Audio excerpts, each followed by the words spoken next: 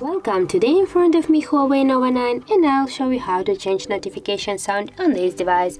So first of all, just go to settings and now scroll down here to the sounds and vibration.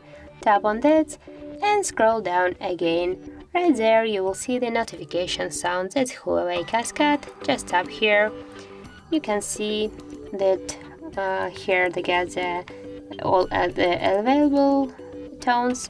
Now you can choose, for example, from your music on device if you add some, for example, like this, or if you will go back, you can just select one of these tones.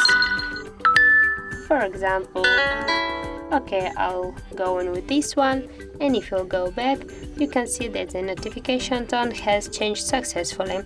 So that's it. If you found this video helpful, leave like, comment and subscribe our channel.